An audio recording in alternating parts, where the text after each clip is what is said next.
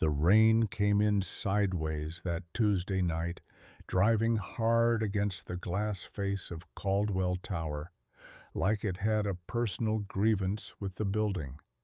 42 floors up, the city looked the way it always looked from up there, distant, glittering, completely indifferent to whatever was happening inside its walls. Down below the streets were dark rivers of reflected neon, cabs cutting through standing water, a man in a doorway pulling his collar up against the cold. Chicago in November, mean and unbothered, doing what it always did. Nora Voss did not see any of that. She was in the basement. She was always in the basement. The sub-level accounting office of Caldwell Group occupied a space the building's original architects had probably intended for storage. Low ceilings, fluorescent tubes that hummed at a frequency that bored into the back of your skull after 4 hours.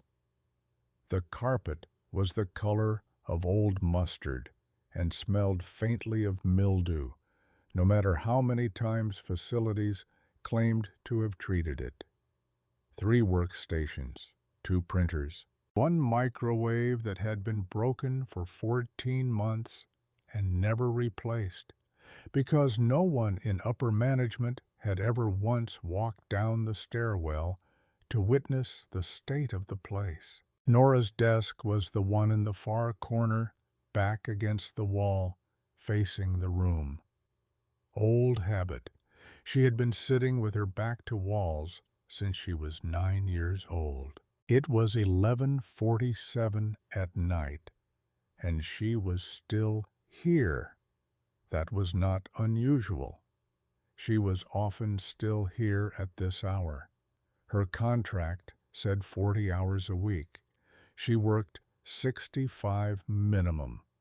Not because anyone asked her to, not because anyone noticed, but because the work was the one place in her life where the noise stopped, where nobody could look at her the way people looked at her in the elevator or in the break room on the 31st floor. The break room she had stopped using 2 years ago after Desmond Wraith stood in the doorway of this very office loud enough for both other accountants to hear and said it was amazing what passed for talent these days when you lowered the standards far enough. She had not looked up from her monitor. She never looked up. Numbers did not have eyes. Numbers did not have mouths that curled at the corners when she walked into a room. Numbers simply were what they were. And if you were patient enough and careful enough and willing to stay in the basement long enough, numbers always told the truth. Tonight, they were telling her something she did not want to hear. She had been running a supplemental audit of Caldwell Group's third quarter receivables for 6 weeks. Nobody had assigned it.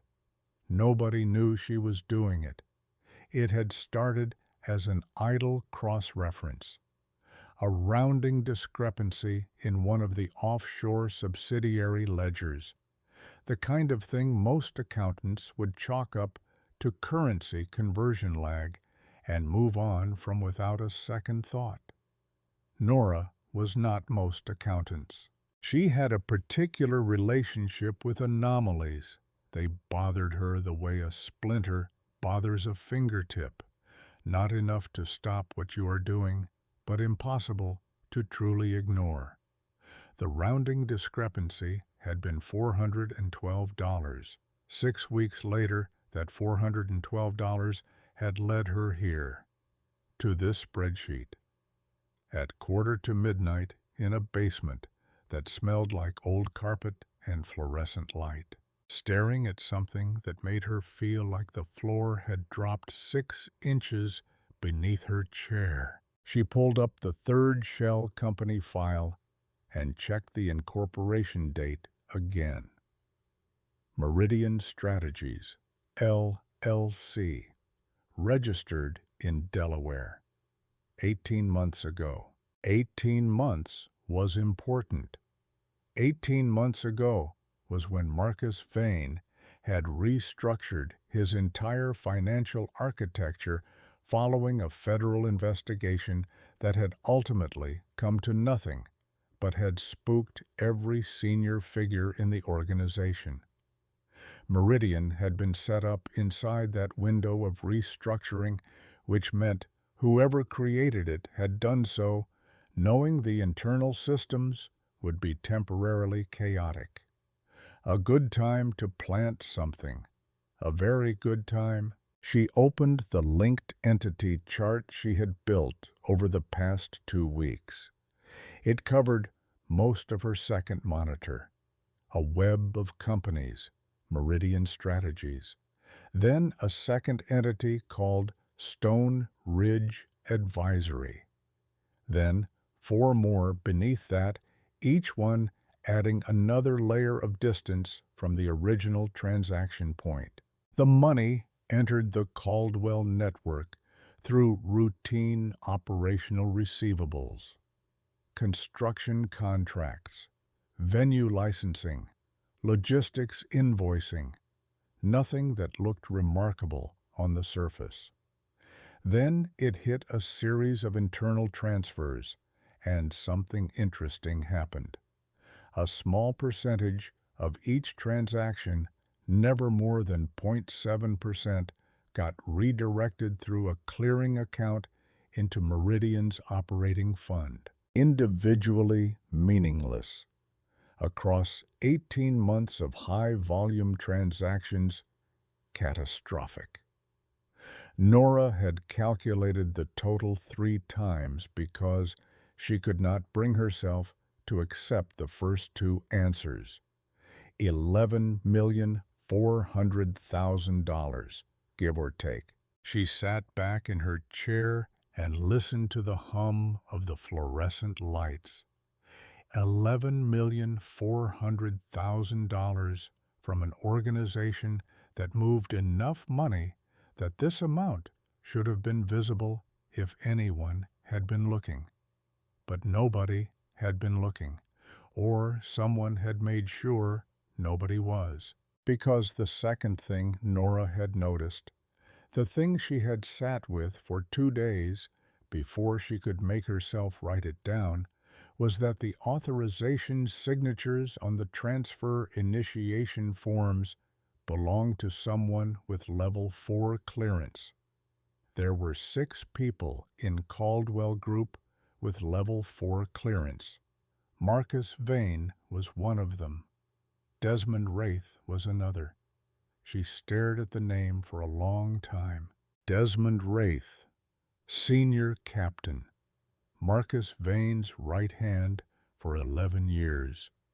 The man who had stood in the doorway of this basement office and looked at Nora with the particular expression of someone who does not see a person and said what he said loud enough for everyone to hear. She had not looked up. She was looking up now. Nora pressed her palms flat against the desk and made herself breathe. In through the nose, out through the mouth, the way her therapist had taught her 4 years ago before she stopped being able to afford the sessions. She went through it methodically, what she had, what it meant, what the options were. Option 1. She could close the file, delete her working documents, and never think about this again. Go back to the assigned work. Keep her head down. Keep surviving. She considered that option for about 8 seconds before her stomach turned hard. Option 2. She could go to compliance. Except compliance at Caldwell Group was not the SEC. Compliance here reported to Terrence Galt, who reported to Desmond Wraith. She might as well hand-deliver the evidence to the man himself. Option 3 was the one her mind kept sliding away from, the one that made her pulse do something erratic and unpleasant. Option 3 was Marcus Vane himself. She had never spoken to Marcus Vane. She had seen him twice. Once in the lobby when he came through with his security detail and did not look at the people stepping out of his way, and once through the glass wall of the 42nd floor conference room where she had gone to drop off printed reports.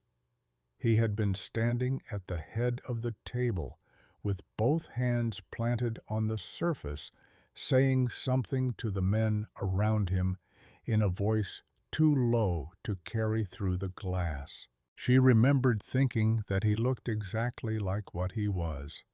Not in a cinematic way, not theatrical, just precise.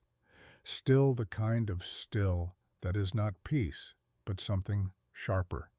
A man who had learned that the less he moved, the more dangerous he became. She closed the spreadsheet, then opened it again, closed it again. Then she plugged in her personal encrypted drive and started copying files. She was still copying files at 12:18 in the morning when the building's alarm went off. Nora's first thought was false alarm. It happened twice a year. Someone in the kitchen on 16 usually. She reached for her bag out of habit and then stopped, because the alarm was not the standard fire tone. The building had 3 alarm configurations. Nora knew all 3 because she had once, during a particularly slow fiscal quarter, read the entire building management system, manual, cover to cover. Standard fire was a repeating 2-tone pulse. Emergency evacuation was continuous. The third configuration, the one currently reverberating through the basement corridor, was a security lockdown. 3 pulses, pause. 3 pulses, like a distress signal that most people in the building had probably never heard and would not recognize. Nora recognized it because she had read the manual. She pulled out her earpiece and sat completely still for 3 seconds. Then she stood, walked to the basement corridor, and looked both ways. Empty. The service elevator light at the end of the hall showed all cabs stationary. She moved to the stairwell door at the far end, which had a narrow wire glass window, and looked through. Movement 1 level up. Shadows moving fast. Too fast. And in the wrong direction. They were going up, not down. People do not go up during an evacuation. Her chest did something complicated. She went back to her desk, unplugged the encrypted drive, and slipped it into the inner pocket of her blazer. Then she opened the bottom drawer and took out the building schematic she had printed 3 months ago when facilities had asked her to review infrastructure costs. And she had become briefly fascinated by the ventilation layout. She spread it on the desk and looked at it. The building had 3 main elevator banks and 2 service shafts. It also had a maintenance corridor network on the sublevels that connected to a secondary stairwell on the north face. A stairwell added during renovation 4 years ago that was not on the publicly posted evacuation maps because someone in facilities had never updated the standard documentation. Nora had flagged that discrepancy in a report that nobody had read. She knew where the corridor was. She folded the schematic into her blazer pocket alongside the drive and went to find the unmarked steel door at the end of the sub-level hall. The keypad lock had been replaced 8 months ago. The work order had listed the default code with a note saying it would be changed. Nobody had changed it. She entered the code. The door opened. Inside was different air, warmer, smelling of machine oil and concrete dust. A single LED strip ran along the ceiling. Motion activated, throwing harsh white light in a 20-foot radius. She moved, and the light followed her. She checked the schematic. Left at the first junction, past the elevator motor rooms for banks A and B, then right along the service corridor, running behind the building's main mechanical spine. She was looking for access panel B7, which connected to the freight elevator that went all the way to 42. She found the junction and turned left. Then she heard voices. She went still, instantly pressing herself flat against the wall. The voices were coming from the direction of the A-Bank motor room. Clipped, low, professional. 2 distinct speakers. She caught fragments through the concrete. Confirm position. Then, clearly and unmistakably, Vane's in the panic room. He's not followed. 4 minutes. A static burst cut the rest short. Nora's heart was very loud in the maintenance corridor. 4 minutes. They were on a timed operation, coordinated. The people she had seen through the stairwell window were either a diversion or a secondary team. The primary action was somewhere above. And if Marcus was already in the panic room, either he had warning or someone had moved him. But if the team here was still operating, it meant the objective had not been completed, which meant she moved faster, abandoning caution in favor of speed, her flat shoes nearly silent on the concrete floor. She reached B7, found the access panel, got it open with the flat edge of her ID badge after 30 seconds of fumbling that felt like 30 minutes. The freight elevator was waiting, doors open. Big enough for a pallet jack. She stepped in, hit the mechanical key override with the code from the work order she had memorized, and punched 42. The elevator moved. It was not fast. It was a freight elevator. It moved at the speed of something that did not care about urgency. Nora counted floors. She had her phone out and was trying to decide who to call, and realizing she had no number for Marcus Vane, no number for anyone with the authority to do anything about what was happening. She had tried the security emergency line from the basement. No answer, which meant operations were either overwhelmed or compromised. She thought about the 2 voices in the motor room. 4 minutes. She was at floor 28. She put her phone away and looked around the elevator for anything useful. A tool cabinet bolted to the wall with a magnetic closure. She opened it. Wrenches, pipe connectors, wire ties, and a heavy-duty flashlight. Steel-bodied, roughly the weight and feel of a police baton. She took it in her right hand. Floor 36. She looked at her reflection in the freight elevator's polished steel door panel. Her hair was coming out of its elastic. Her blazer was rumpled from where she had pressed herself against the maintenance corridor wall. She looked pale and too wide around the middle, the way she always looked. The way she had tried and failed to feel neutral about for 31 years. She looked, she thought, like someone who had absolutely no business being in a freight elevator going to a crime scene. She squared her shoulders. Floor 40, the elevator slowed. Floor 42.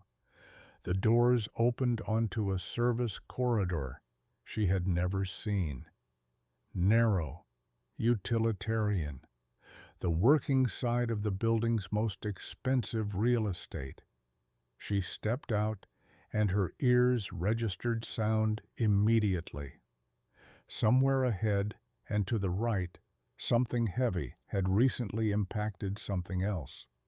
A muffled sound cut short. Something overturned. She moved toward it because she had apparently stopped being rational. Somewhere between the basement and floor 38.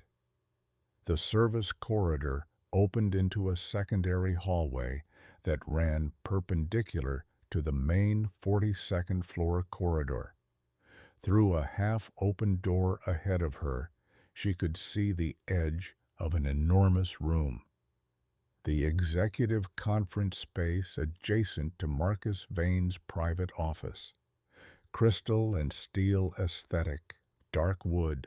She moved to the doorway and looked through. The room was destroyed, not dramatically, not explosion destroyed, but the specific violence of a space where a fight had happened fast. A chair overturned, glass on the floor from a drinking glass, not a window. Two members of Marcus's security detail were down along the far wall, alive by the look of their positioning, but restrained with heavy-duty zip ties at their wrists. Whoever had done this had been thorough enough to secure them rather than simply incapacitate them. And in the center of the room, facing the door to Marcus's private office, stood a man in dark tactical clothing and a balaclava, a compact suppressed pistol raised at shoulder height. He had not heard her.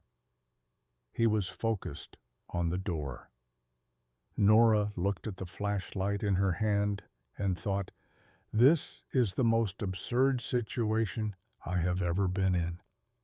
She also thought he is going to go through that door in about 30 seconds.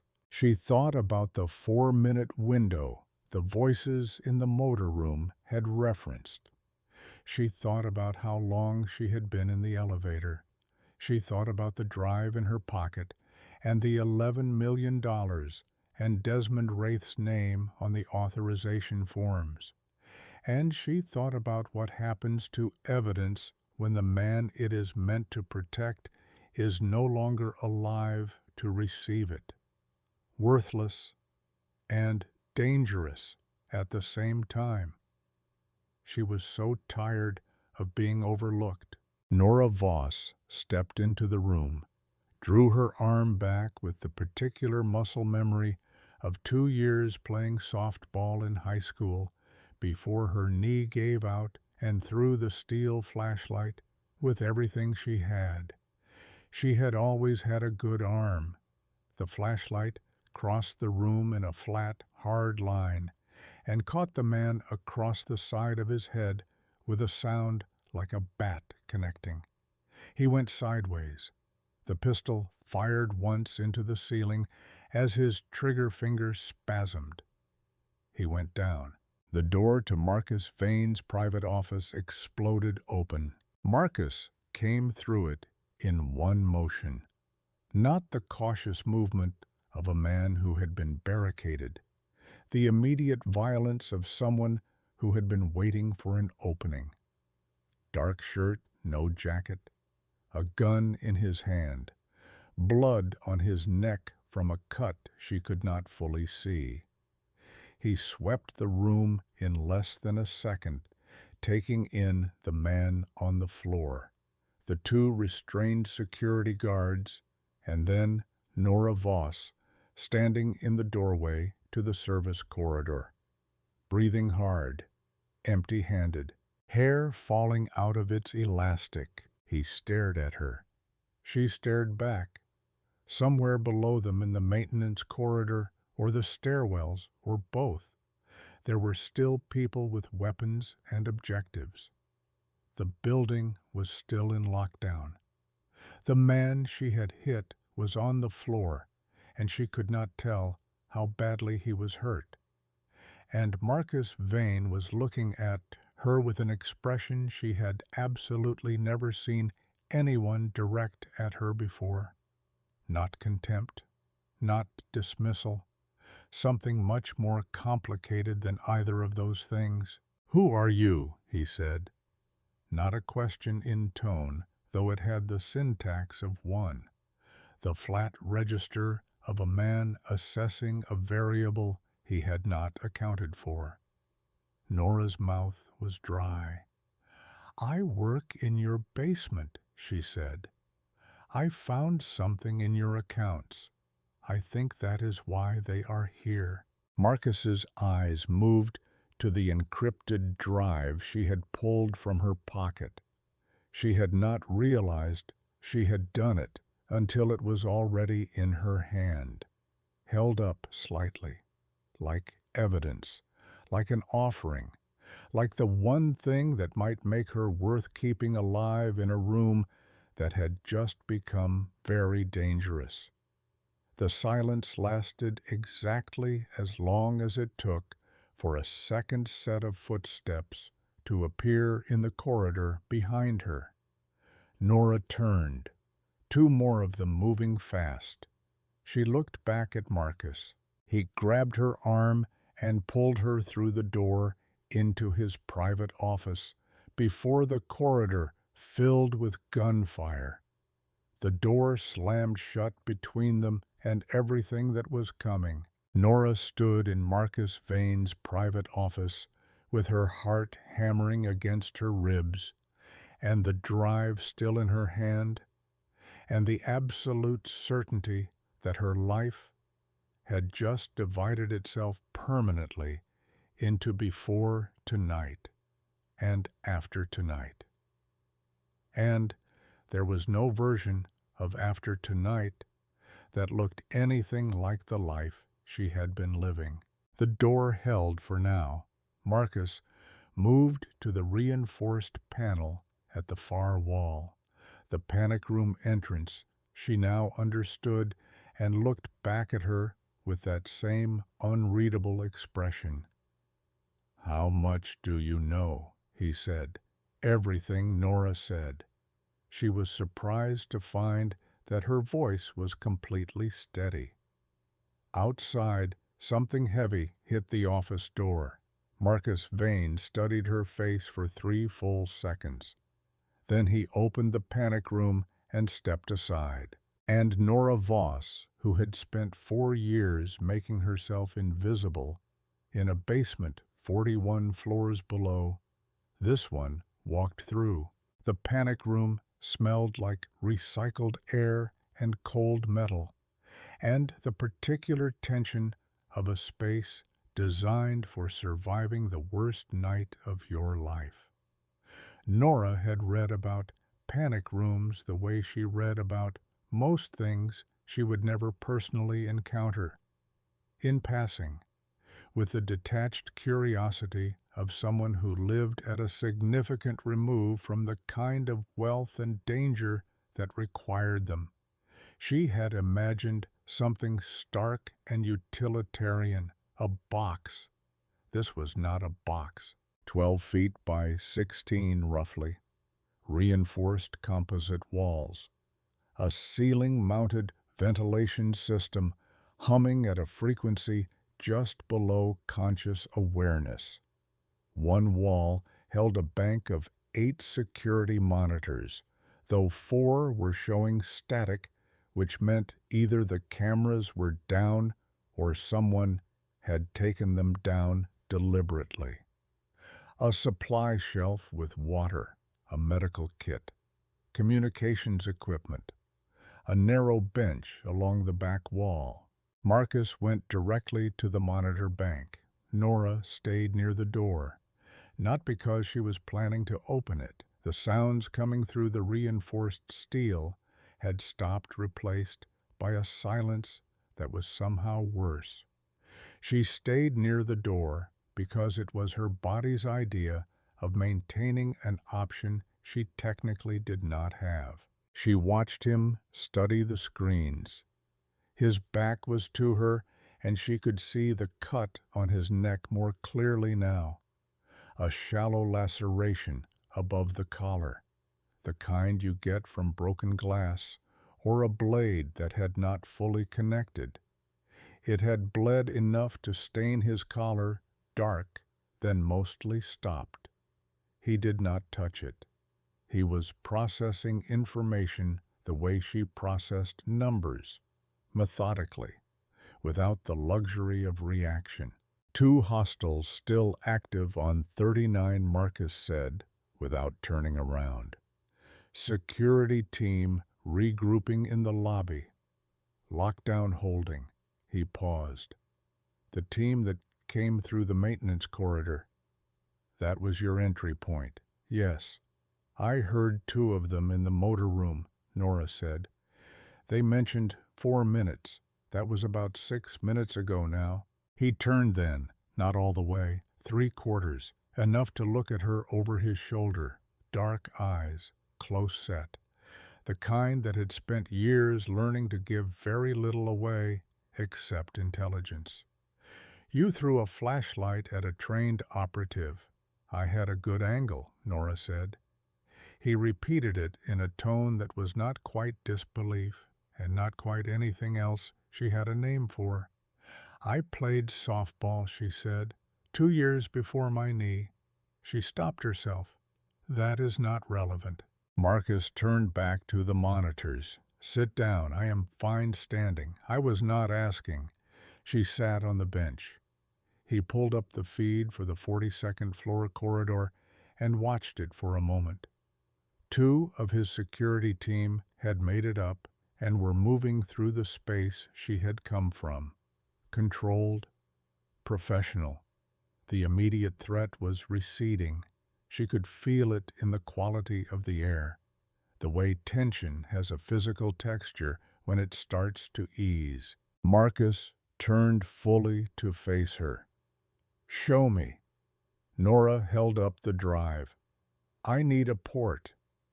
He went to the supply shelf, moved 2 items, and produced a slim laptop stored in a padded case. He set it on the bench beside her, opened it, powered it on. She plugged in the drive. The folder structure appeared. She opened the master file. The entity chart spread across the screen, covering the visual space of a highway map. Marcus pulled the bench slightly and sat beside her. Not close, but close enough to see the screen clearly. He leaned forward with his elbows on his knees and studied it. Nora did not look at him. She looked at the screen and walked him through it. She had expected to be nervous. She was nervous. Her hands were doing something she chose to ignore. But she was also in the part of any problem she was most at home in, the part where the data did the talking. She walked him through the rounding discrepancy that had started it. The Meridian LLC Incorporation, the Stone Ridge chain, the clearance signature trail. She was precise. She did not editorialize. She let the numbers say what the numbers said. He did not interrupt her once. When she finished, the room was quiet, except for the ventilation hum. Marcus stared at the entity chart for a long time. She watched his jaw work.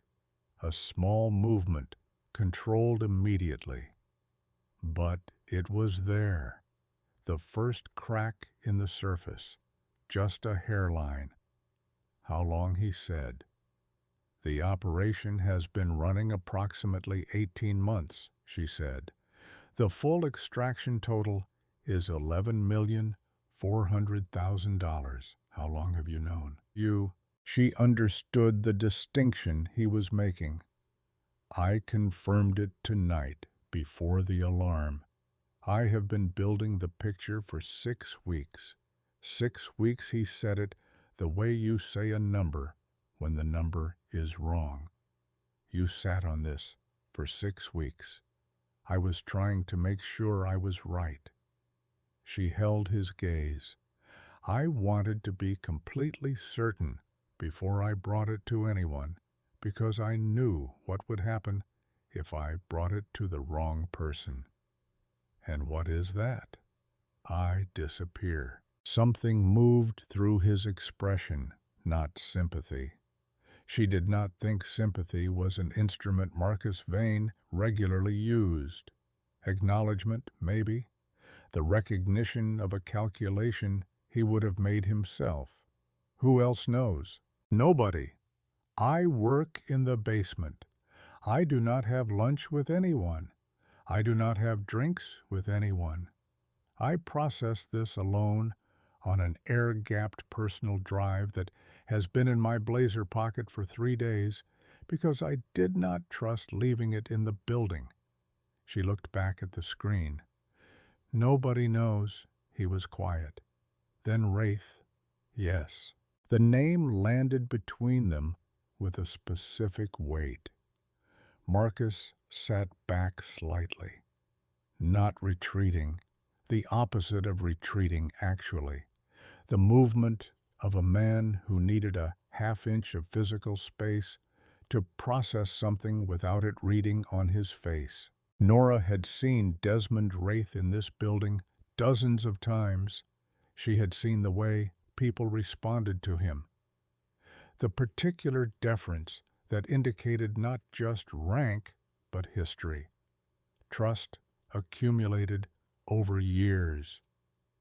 She knew the way you know things about the architecture of a place you occupy without anyone telling you that Desmond Wraith was as close to Marcus Vane as anyone in this organization got. She waited. Marcus stood. He went to the monitor bank and pulled up a different feed. The exterior east face of the building. Loading area. He stood there with his hands at his sides. She watched the muscles in his back through the dark fabric of his shirt. She said nothing, because there was nothing to say. She had delivered the information. What happened next was not her territory, except it was her territory now, whether she had chosen it or not. You understand what you have walked into, Marcus said. It was not a question. I had a reasonable understanding before I got in the freight elevator, Nora said. The understanding has become more complete since then. He turned. You could have left. You were in the maintenance corridor. You knew the secondary stairwell. You could have walked out of the building. I know. Why did you not? Nora looked at the drive still plugged into the laptop. The entity chart still on the screen. $11 million. Desmond Wraith's name.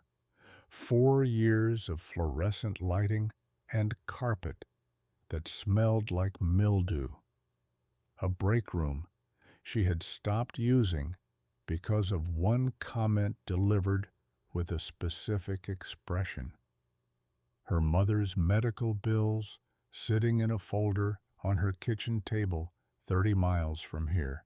$43,000 past due, and the payment plan she was barely keeping pace with, and the specialist appointment in January she was already planning to cancel because the copay was going to break her. She thought about the fact that she had spent 4 years in this building making herself invisible.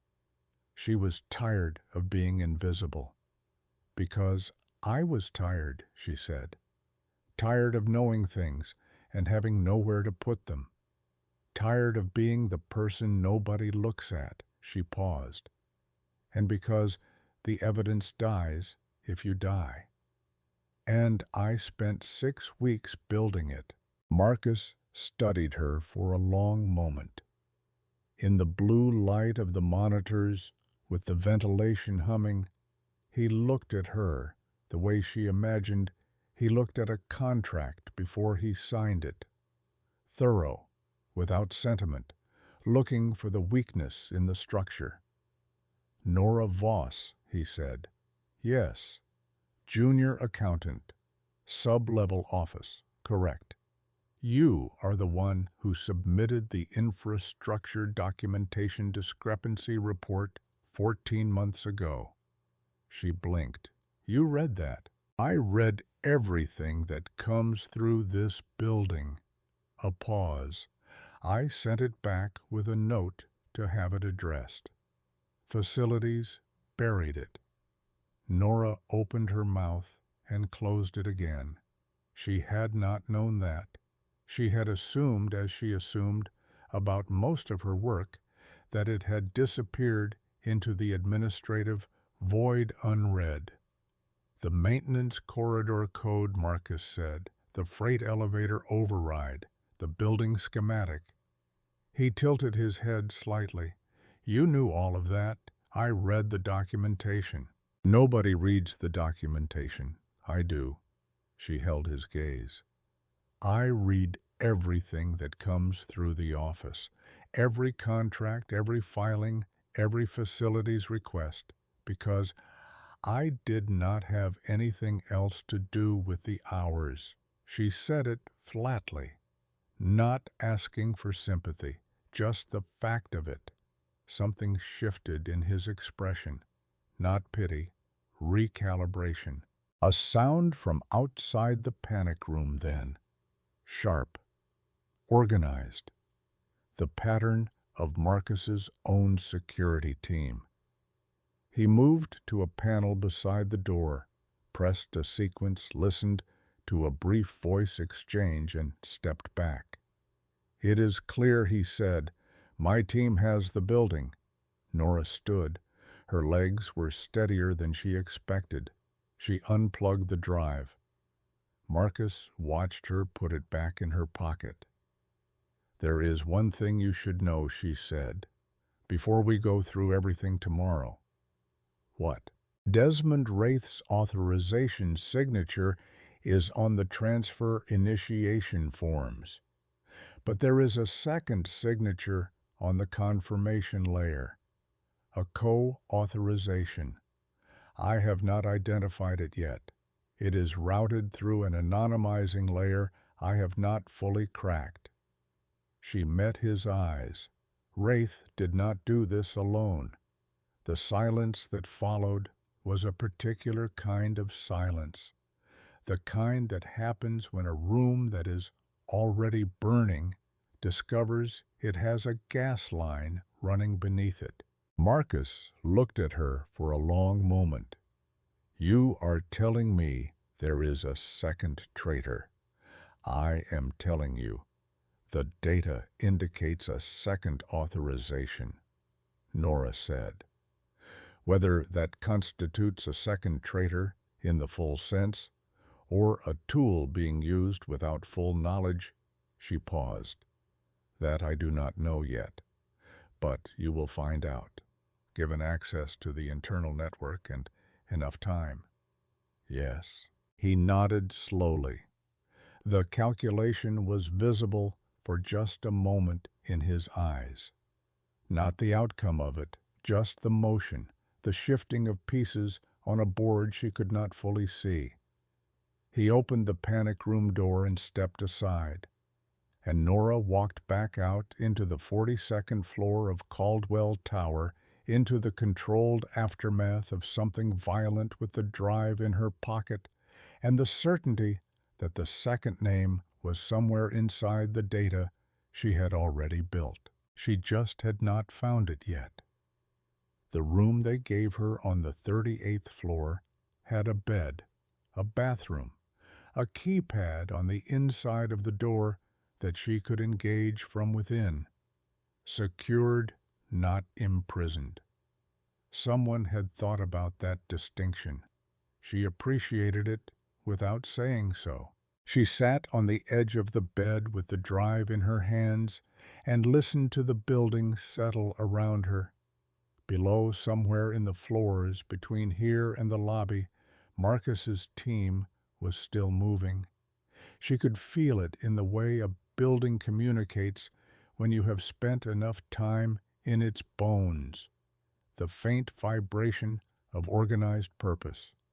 Footsteps in patterns, doors opening and closing with intention.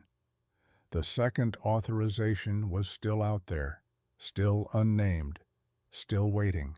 She lay back on the bed without taking off her blazer and stared at the ceiling and let her mind do what it did when she stopped forcing it. Not sleep, something adjacent to sleep. The state she had learned to enter during long audit sessions when the data would not resolve cleanly and the only answer was to let it sit until the pattern surfaced on its own. She ran the IP cluster data through her memory the way she ran ledger columns, not forcing it, just letting the structure breathe. The third cluster had always been the problem: irregular timestamps, traffic patterns that did not follow a standard work schedule. Someone who moved through the organization at its edges, senior enough to hold level 4 clearance, not present in the daily rhythm of the building. She was at floor 38 in a room that smelled like recycled air and institutional carpet at 3:47 in the morning when it came together. Not on the drive. The drive was encrypted and she had no network access. It came from her own memory, which was the most reliable database she had ever worked with, and tonight the most precise. 8 months ago, a facility's budget request for a network infrastructure upgrade on the executive floors. It had come through her office because all operational expenditures above $50,000 required sub-level accounting verification before approval. She had processed it in 40 minutes, flagged 2 line items for clarification, sent it back up the chain. The signatory on the original request had been Elliot Crane. She sat up. Elliot Crane, External Affairs, City Council Relationships, 61 years old, silver-haired, the kind of man who wore French-cuffed shirts to operational meetings and spoke in the measured cadences of someone who had spent 30 years learning to say nothing while appearing to say everything. He had been with the Caldwell organization for 19 years, longer than Wraith, longer than anyone except Marcus himself. He was the organizational memory, the man who knew where every boundary was, where every relationship lived, who owed what, to whom, and since when. The network upgrade request. She was seeing it clearly now. She had near-perfect recall of documents she had processed, could reconstruct them in sequence if she concentrated. The request had included a line item for auxiliary server access points on floors 38 through 42. She had flagged it because the cost per access point was 30% above market rate. Crane's office had responded with a vendor justification she had accepted because the vendor was on the approved list, and she was a junior accountant in a basement who did not have the standing to push back a second time. Auxiliary server access points. Physical hardware on the executive floors. Hardware that, if configured correctly, could function as an internal traffic router, capturing and redirecting data packets, masking the origin of authorization requests, creating exactly the kind of irregular traffic pattern she had identified in the third IP cluster. Crane had not been using his own credentials to co-authorize the transfers. He had built infrastructure that let him use someone else's. The cold moved from her chest outward to her hands.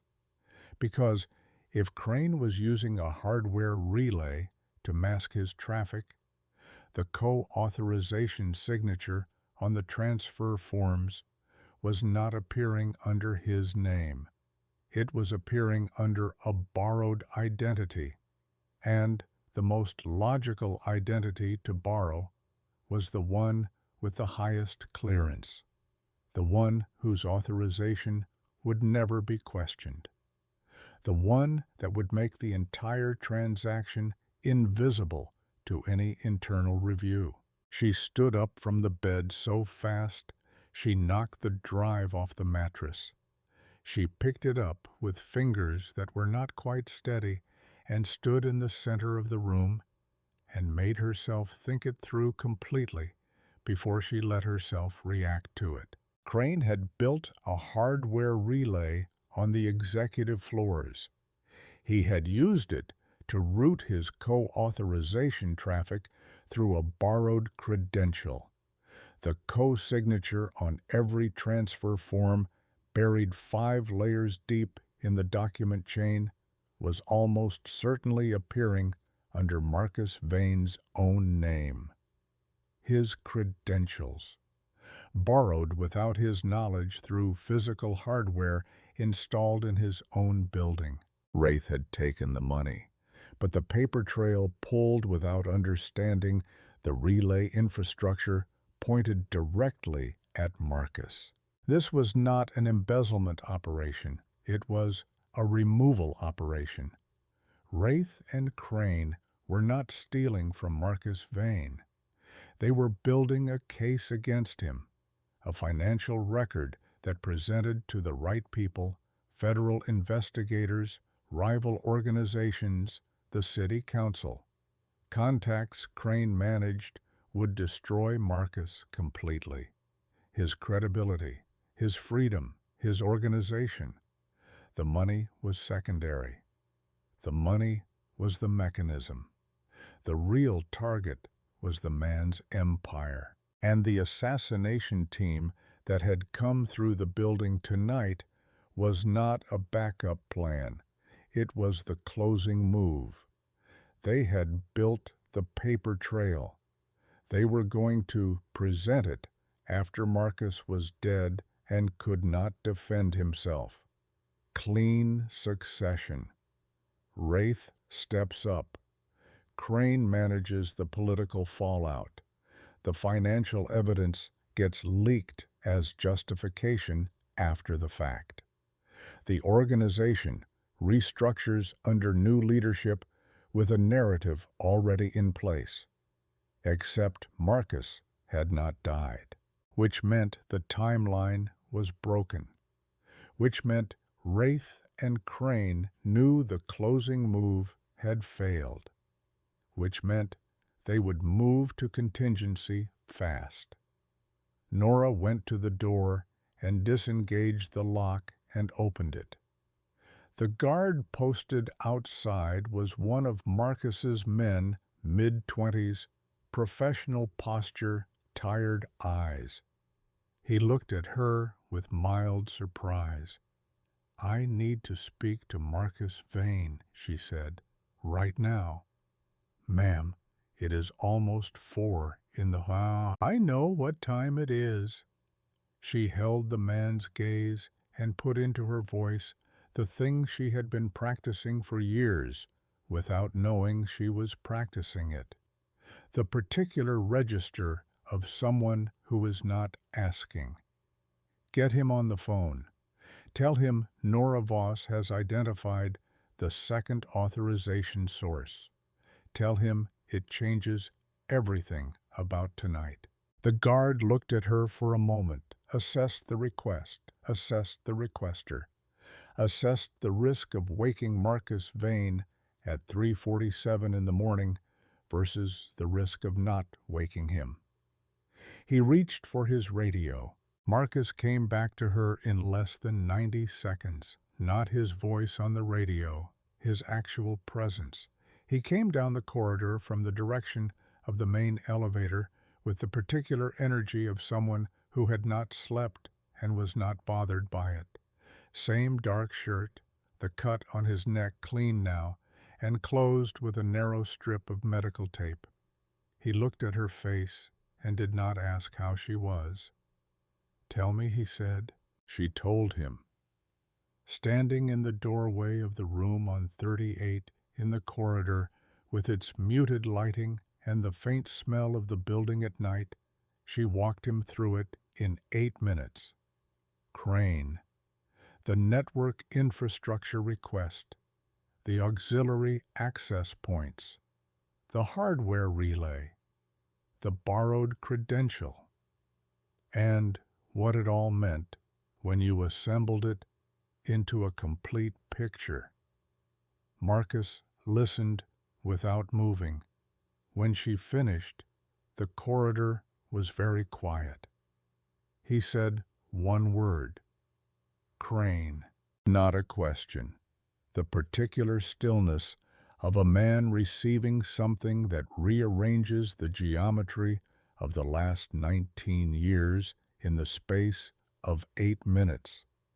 Then he turned to Owen Mace, who had appeared at the far end of the corridor at some point during her explanation without her noticing. "Get Crane on the phone," Marcus said.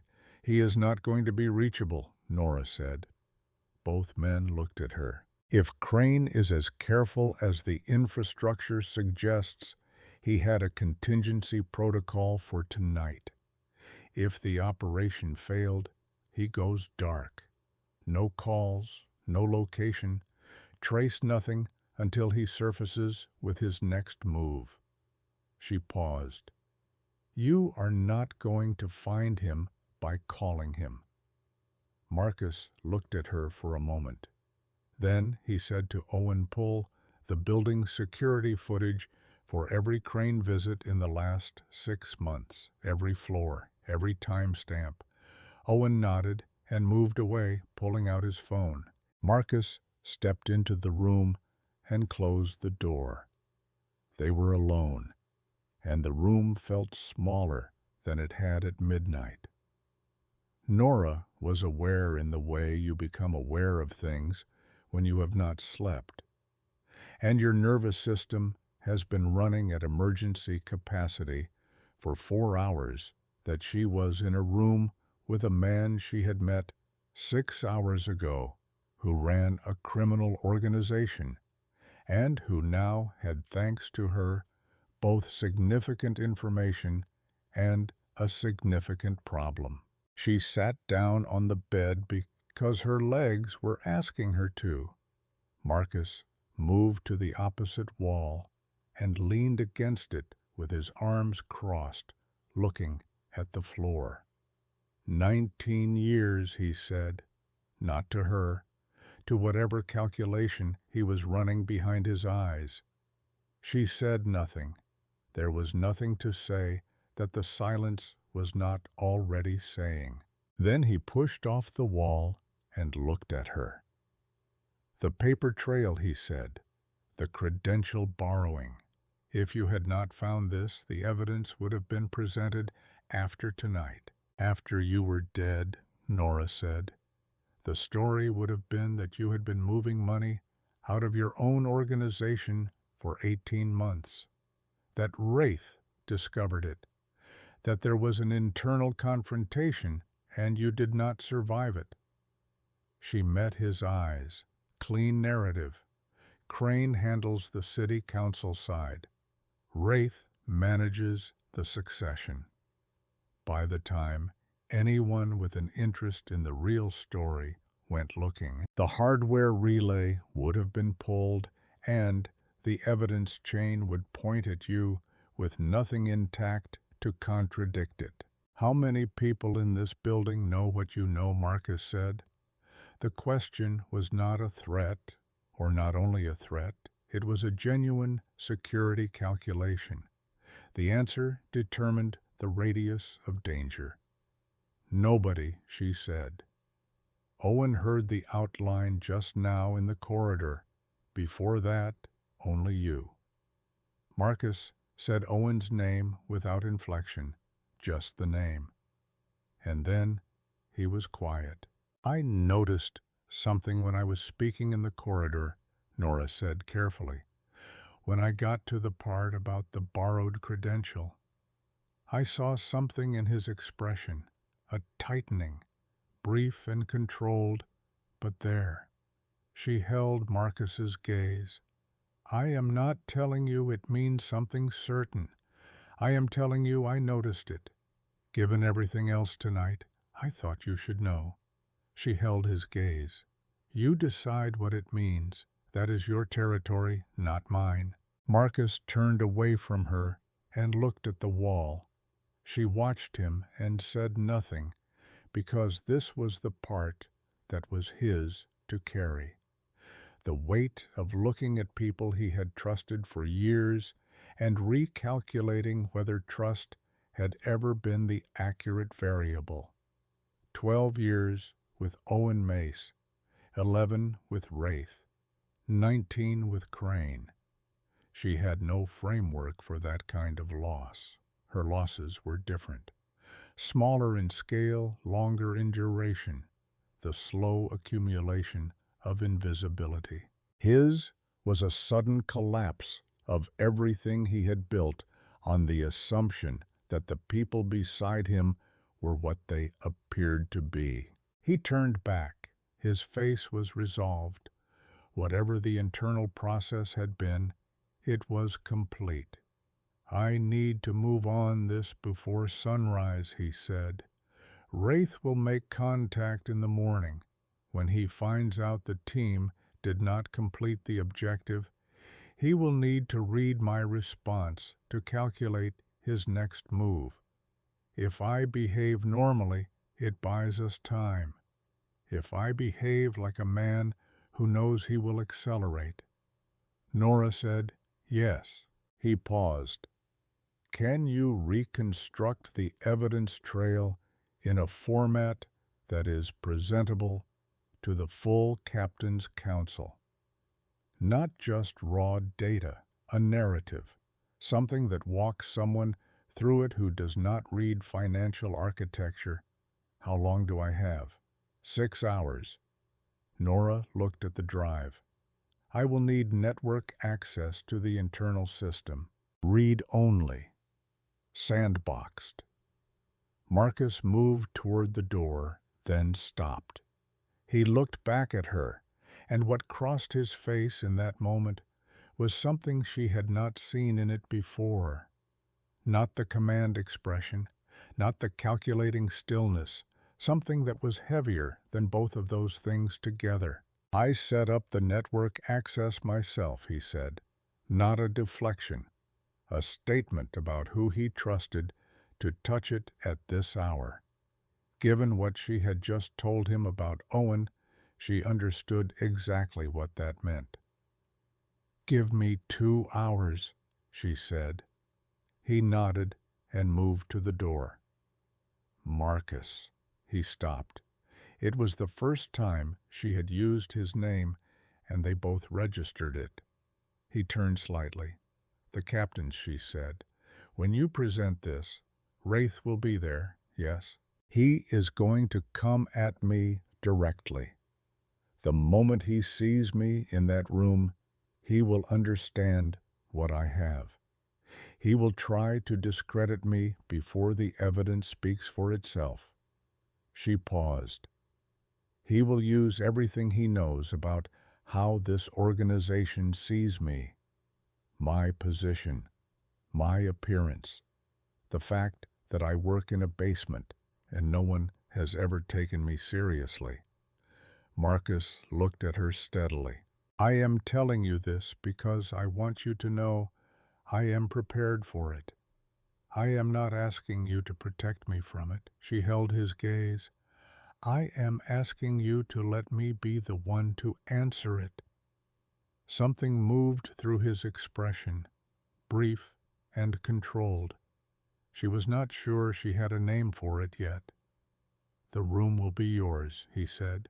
He opened the door and went out.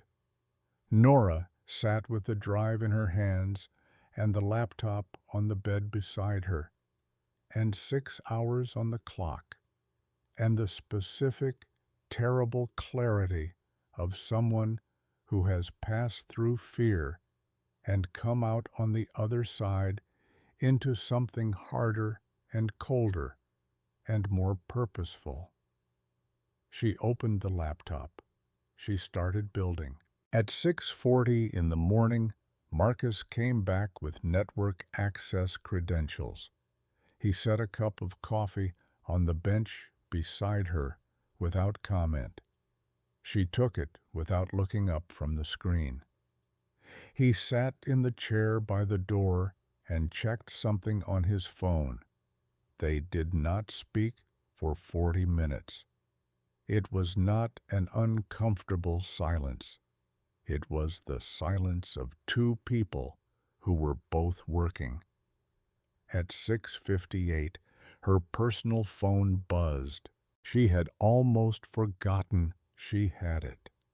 It had been in her bag all night, and she had transferred the bag to the room on 38 without opening it. She looked at the screen, a number she did not recognize. Chicago area code. She answered, "Miss Voss." The voice was measured, unhurried, the particular cadence of someone who had spent 30 years learning to sound reasonable while saying unreasonable things. "I think it is time we had a conversation." Nora's hand tightened on the phone. "Francis Algate." No. She stopped herself. Not Algate. "Elliot Crane." "I know what you found," Crane said, "and I know you have presented it to Marcus. That was predictable, given the circumstances. What is less predictable is what you have not found yet." Marcus had looked up from his phone. He was watching her face. Nora kept her voice level. "What have I not found?" "Your mother," Crane said, "Margaret Voss, currently receiving treatment at Mercy General for stage 2 cardiac insufficiency. $43,000 in outstanding medical debt, of which approximately $4,000 is 90 days past due. I know her doctor's name. I know her appointment schedule. I know the name of the pharmacy that fills her prescriptions." The room contracted. Nora did not let it show on her face. "I also know," Crane continued in the same measured tone, "that you are carrying forensic evidence. I want that drive, Miss Voss. I want you to remove it from the building and deliver it to an address I will provide. In exchange, your mother's debt is cleared entirely. Nothing in her life is disrupted in any way." He let that sit. Refuse and the disruption becomes significant. "How did you get this number?" Nora said. "I have known about your audit for 3 weeks. I knew about it before you confirmed it." A pause.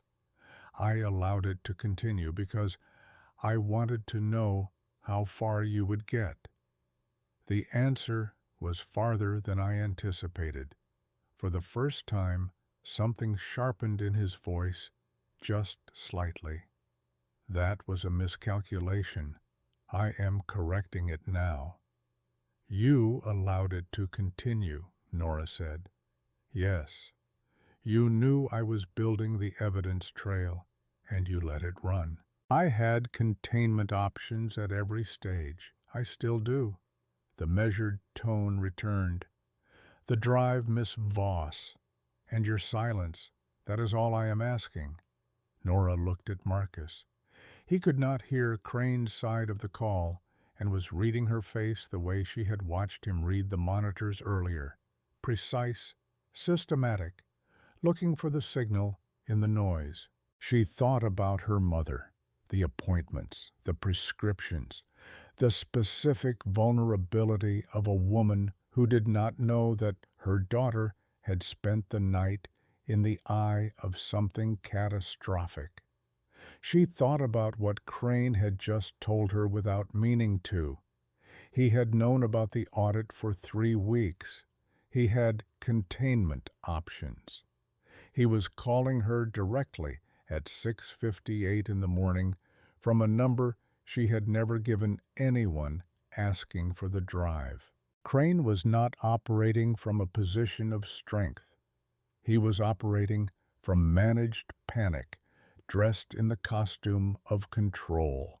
The timeline had broken last night. The closing move had failed. And now a man who had spent 19 years working in the background was making a direct phone call to a junior accountant because he was out of cleaner options. "I will need 2 hours," Nora said. A beat of silence. She could feel him recalibrating. 2 hours, he said. "I need to extract myself from the building without drawing attention. I will send the address in 30 minutes. Another pause.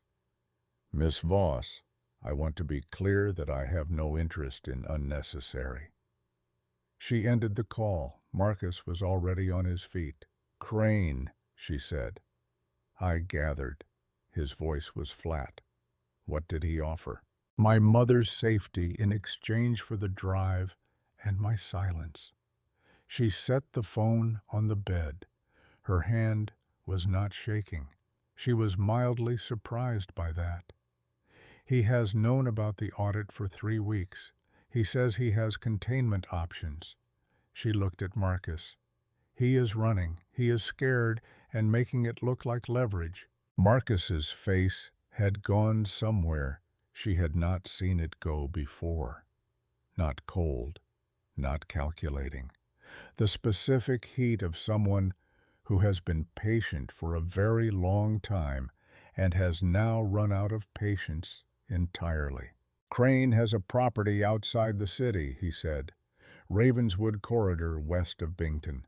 He has used it as a secondary operations site for years. I never questioned it because I trusted him to manage his own infrastructure." A pause at the word trusted, brief and controlled. "My team can be positioned there." "He said he will know if I do not come alone," Nora said.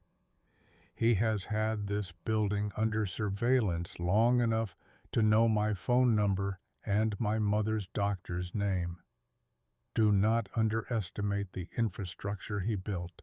"Not today." Marcus looked at her.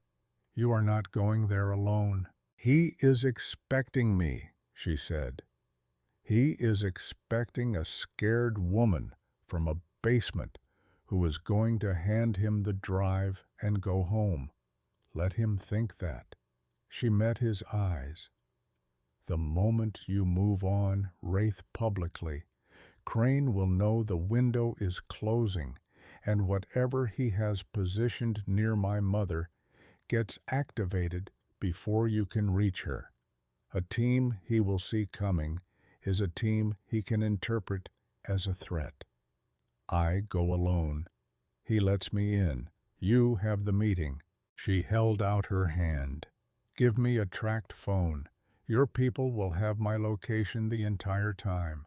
The moment anything changes, you manage it." Marcus looked at her for a long moment. The calculation was there behind his eyes, but this time there was something else alongside it. Something that was not professional assessment. "You have been awake for nearly 20 hours, he said. "I am fine. You built a forensic presentation, survived a firefight, and now you want to walk into a meeting with a man who just threatened your family." "Yes." She held his gaze. "I was invisible for 4 years in this building. Tonight, that saved your life. This morning, it might save my mother's. I am asking you to let me use the one advantage I have left." The room was very still. Marcus reached into his jacket and produced a secondary phone, slim and unlabeled. "Tracked," he said. "My people will have eyes on your location the entire time." He held it out, but did not release it immediately. "Nora." His voice carried something she had not heard in it before, a weight that was not tactical. "If anything goes wrong, then you will have even more reasons to end this cleanly," she said. She took the phone. "Go to your meeting. Marcus, let me do what I came here to do." The address came through at 7:23, a text to her personal phone. No greeting, no name, just a street number on the western edge of Bington, 40 minutes outside the city, and a single line beneath it, "Come alone, south exit." Nora read it twice, memorized it, and showed it to Marcus without speaking. He looked at it for 3 seconds. "I know the road," he said. 3 properties, all crane-linked entities on paper. Middle one has a basement and 2 exits. He looked at her. "Give me 90 minutes before you move on Wraith. That is all I need." He held her gaze one more moment. Then he turned and went to manage what was his to manage. Nora picked up her bag and the secondary phone and walked to the south exit and out into a Chicago morning that was gray and cold and completely indifferent to everything that had happened inside Caldwell Tower in the last 7 hours. She found her car 2 blocks away where she had left it the previous morning. A 7-year-old Civic, the color of old concrete. She got in and sat for a moment with her hands on the wheel. Her mother would be waking up right now. The routine was consistent. 7:15 medication with a small glass of orange juice.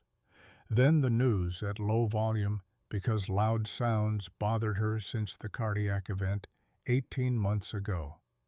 She would not know that her daughter had spent the night throwing flashlights at armed men on the 42nd floor of a skyscraper. She would not know about any of it. Nora started the car. The drive to Bington took 43 minutes. She used them to run through everything she knew about Elliott Crane. Not the financial architecture. She had that cold. The personal profile she had assembled from 4 years of processed documents. 61 years old, divorced twice, no children. A man who had built his entire identity around proximity to power without the visibility of power. The advisor, the facilitator, the man behind the men. 19 years of being essential and unacknowledged, trusted and overlooked. She knew what that did to a person, the slow accumulation of it. She understood it better than she wanted to. She was not going to feel sympathy for Elliott Crane, but she was going to use her understanding of him the way she used everything else, as a tool. The industrial corridor was exactly as Marcus had described, a flat stretch of road with 3 unremarkable properties behind chain-link fencing. The kind of buildings that existed in every mid-sized city's peripheral zones, the kind nobody looked at twice. She pulled in at the middle property at 8:16 in the morning and sat in the car for a moment. The gate was open, deliberately open. She walked through it. The building was low and wide, a warehouse structure with an office section attached to the front face, the kind of place designed to be forgotten. No signage, no security camera she could see, though she assumed there was one she could not. The office door was unlocked. She pushed through it into a space that smelled of stale coffee and old paper and the specific cold of rooms that get heated only occasionally. 3 metal desks pushed against one wall, all cleared. Filing cabinets along the back with drawers hanging open and empty. He was already stripping the place. Whatever Crane had kept here, he was moving it or had already moved it. Elliot Crane was standing at the far end of the room beside a door that led into the warehouse section. French cuffed shirt, silver hair precisely combed, reading glasses pushed up on his forehead. Nothing about his presentation acknowledged that it was 8 in the morning after a night in which everything had gone wrong for him. That precision was itself information. He was performing control because he did not have it. "Miss Voss," he said. "Mr. Crane." He studied her the way people rarely studied Nora, top to bottom, not with casual dismissal, but with the focused assessment of a man recalibrating a threat level in real time. "You look remarkably composed for someone who spent the night the way you did." "I work well under pressure, evidently." He moved to one of the cleared desks and set a manila envelope on its surface. "The drive," he said. Nora reached into her blazer pocket and produced the encrypted drive. She held it in her palm without moving toward him. "My mother first," she said. "Your mother is fine. She will remain fine the moment I have that drive.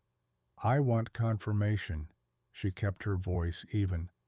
"I am going to call her right now while you are watching. She answers. She sounds like herself. Then we proceed." Something moved in Crane's expression, a brief tightening quickly controlled. He gestured with one hand. "Go ahead." Nora took out her personal phone and called her mother. 3 rings. 4. Her chest did something she ignored entirely. Her mother answered on the 5th ring, voice rough with sleep. "Nora, it is early, honey. I know. I am sorry. I just wanted to check in." She kept her voice the way it always sounded on a Sunday morning, unhurried, ordinary. "How are you feeling?" "Fine. Had a good night, actually." A pause. "Is everything all right?" "Everything is fine. I am at the office. Go back to sleep." A beat. "I love you." "Love you too, sweetheart. You work too hard." She ended the call, her mother's voice, half asleep and safe and completely unaware, sat in her chest like something warm and terribly fragile. She looked at Crane and walked forward and held out the drive.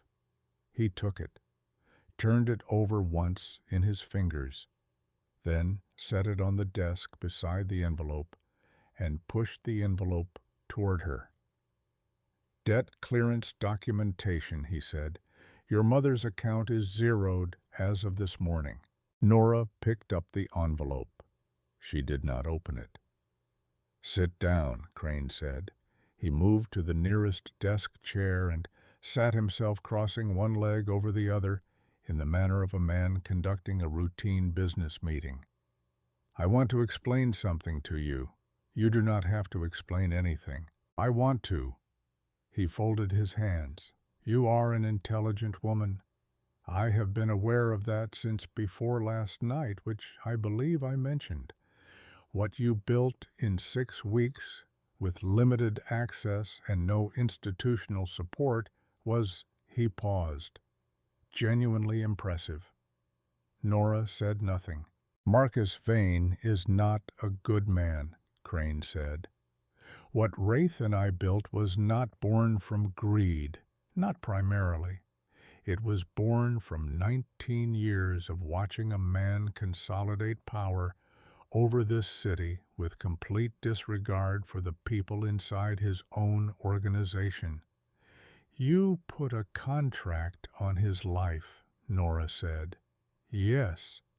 And you threatened my mother. Yes. Then I am going to need you to skip the part where you explain your principles to me because the math does not support them. Crane was quiet for a moment. A thin smile crossed his face, not warm, but genuine in its way. The expression of a man who respects an argument even when it dismantles him. Fair enough, he said. What happens now? Now I leave. You leave. Nora looked at him steadily. The drive goes with you. Marcus does not have what he needs to move against Wraith publicly. The situation reaches something like a stalemate. Crane nodded slowly. He looked at the drive on the desk. His confidence was real, she noted, settled. The confidence of a man who believed he had just closed the most important transaction of a difficult morning. He had made one significant miscalculation. He had assumed she brought him the original. She had brought him a copy, a clean duplicate made at 6:40 that morning when Marcus had given her network access and sat in the chair by the door reading his phone and not asking questions because he trusted her to manage the exchange. The original was with Petra Walling, locked in an internal secure server in the building Nora had left 90 minutes ago. Crane did not know that. He was holding a drive that contained the correct file structure, the correct encryption layer, the correct apparent content. He would not know until he tried to use it in a way that required verification against the source, by which point the morning would have already resolved itself entirely. Nora stood. One thing she said. Crane looked up. The infrastructure request, the auxiliary access points. She held his gaze. I flagged those line items when the request came through my office. You sent back a vendor justification. I accepted it because I did not have the standing to push back a second time. She paused. I have standing now. She walked out. The cold hit her face at the door, and she was grateful for it. She crossed the parking area with steady steps, got back into the Civic, pulled out of the lot, and drove 200 meters down the road before she pulled over and picked up Marcus's secondary phone and typed a single message. Clean drive is with him. Location confirmed. Then she put the phone on the passenger seat and pressed her palms flat against her thighs and breathed. Her hands were shaking, not violently, a fine, continuous tremor running from her wrists to her fingertips. The body's invoice for everything she had borrowed from it in the last 8 hours. She had not let them shake inside the warehouse. But here, alone in a car on a flat road outside Bington, with the gray November sky pressing down through the windshield, she let them. She breathed through it and looked at the sky and thought about her mother's voice on the phone. Half asleep. Safe. Not knowing. The secondary phone buzzed. One word from Marcus. Good. She put the car in drive. She was back on the highway when the phone rang. Marcus's number. She answered on the second ring. Wraith arrived at the building 30 minutes early, Marcus said. He knows something is wrong. Has he seen the evidence? He is being brought to the Grand Hall now. The captains are assembled. A pause. He is going to see you when you walk in. I know. He will come at you immediately. I know that too. A longer pause. How far out are you? 20 minutes. Drive faster, Marcus said, and ended the call. She drove faster. She was on the 42nd floor at 9:04 in the morning, and Petra Walling was waiting for her outside the elevator. A compact woman in her late 40s with the calm, watchful energy of someone who had processed a significant amount of information about the previous night and was being careful about what she did with it. "He has been asking about you," Petra said without preamble.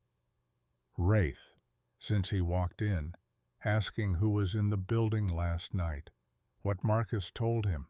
"What did Marcus tell him?" "Nothing yet. He is holding the room." Petra looked at her, top to bottom. The same recalibration Crane had done, but different in quality. Less threat assessment, more something Nora did not have a precise word for yet. "Are you ready for this?" "No," Nora said. "Let us go." The grand hall of Caldwell Tower was on the 40th floor, and it was exactly what its name suggested. High ceilings, dark wood and steel, a long conference table that could seat 20, crystal lighting designed to convey both luxury and the particular weight of decisions made beneath it. The kind of room built to make people feel what happened inside it. When Nora walked through the door behind Petra, 11 faces turned toward her. She knew most of them by file. 7 captains, 3 senior operational staff, and at the head of the table Marcus Vane, standing in a charcoal suit with his hands at his sides and his face showing precisely nothing, and Desmond Wraith standing to Marcus's left. When Nora walked in, she watched the recognition move through Wraith's face in real time. The initial dismissal, the automatic contempt, and then the recalibration, because he was reading the room, and the room was not responding to Nora Voss's presence, the way a room full of powerful men had always responded to Nora Voss's presence. And that dissonance hit him like something cold pressed against the back of his neck. "What is she doing here?" Wraith said. The question was directed at Marcus, but his eyes were on Nora. He was 63 broad in the shoulder, with the look of a man who had been physically powerful in his 40s and retained the memory of it in his posture. Silver hair close cropped, a scar on his chin she had always noticed from a distance without ever being close enough to see clearly. She was close enough now. "Because she has something to show you," Marcus said. Nora walked to the presentation terminal at the side of the room without hurrying. She plugged in the drive the original retrieved from Petra's custody and pulled up the master file. The entity chart appeared on the room's main screen, large enough that every person at the table could see it without leaning forward. The room went very still. Wraith looked at the screen. She watched him look at it. She watched the understanding move across his face in layers. Recognition first, then calculation, then something that was not quite fear, but was adjacent to it, the particular expression of a man who has spent months building something and is now watching someone else name every piece of it from across a room. "This is fabricated," he said. "The incorporation records are public documents," Nora said. Meridian Strategies, LLC, registered in Delaware 18 months ago. I can give you the state filing number. You are welcome to verify it independently. Where did you get this? I built it. She moved to the next panel, the transfer chain, the money enters the Caldwell network through standard operational receivables. It exits through 6 layered entities, all ultimately controlled by the same beneficial owner. She clicked through. The authorization signature page appeared. The initiation signature on each transfer belongs to a level 4 clearance holder. Wraith's jaw was set. He had not moved from his position beside Marcus. "You are standing in this room, accusing me of finish that sentence," Marcus said. The quality of his voice stopped the room the way a hand pressed against a door stops it. Not loud, not heated. The specific calm of someone who has decided and is waiting for the moment to arrive. Wraith looked at Marcus, then back at Nora. His eyes were doing something complicated. The calculation of a man trying to find the move that still exists, the exit that has not been closed yet. She waited because she had learned a long time ago that the most powerful thing you could do in any situation was let the truth speak at its own pace and not fill the silence before it did. "There is a co-authorization," Nora said, "a second signature on the confirmation layer. It routes through a hardware relay installed in this building 8 months ago under the cover of a network infrastructure upgrade." She clicked to the next panel. The access point installation documentation appeared on screen. The relay borrowed a level 4 credential to mask the true origin of the co-authorization. She paused. Elliot Crane is the second architect of this operation. The sound that moved through the room was not loud, a collective shift in breath, the physical response of 11 people updating their understanding of the world they had been operating inside. "Crane is being located," Marcus said to the room. His voice carried that same precise calm. "Wraith will be held in this building pending full review." He looked at each captain in turn, a slow circuit of the table. "Anyone who wants to examine the evidence independently is welcome to do so. The source documentation is here and verifiable." He paused. "Anyone who wants to question Miss Voss's presence in this room can take that up with me directly." Wraith made his move then. He was faster than Nora had registered as possible, which was a failure of imagination. She logged immediately and would not repeat. He had been standing close to Marcus, and he moved in one motion. Left hand going to Marcus's arm. Right hand coming up with something small and dark from inside his jacket. Nora's body reacted before her mind caught up with what it was doing. She shoved the presentation terminal into his path, the metal edge of it catching his forearm as the weapon discharged, once into the ceiling, with a sound that compressed the air in the room into a single flat shock. Then Marcus had him. It was not a long physical altercation. Marcus was not the kind of man who needed length. Wraith went down against the edge of the table with his arm locked behind him at an angle that made the choice between compliance and a broken shoulder extremely clear. 2 captains were on their feet. One had a weapon drawn.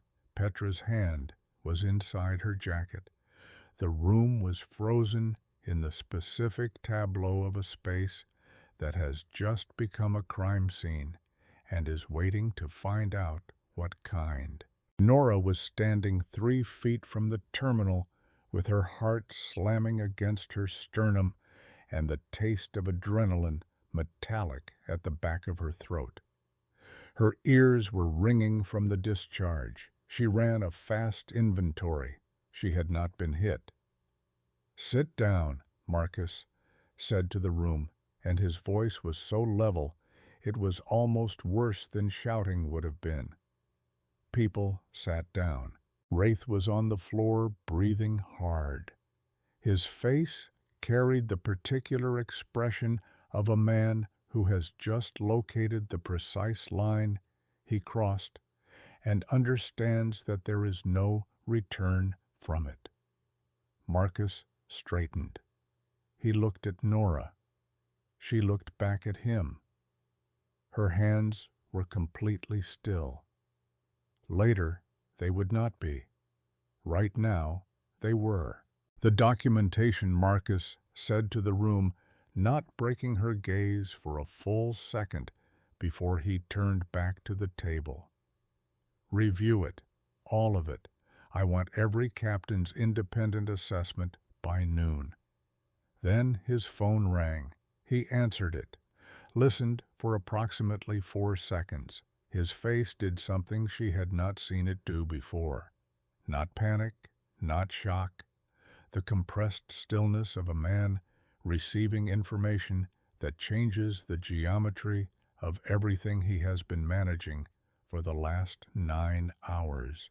The call lasted 11 seconds. Marcus lowered the phone and looked at it the way you look at something that has just fundamentally rearranged the next several hours.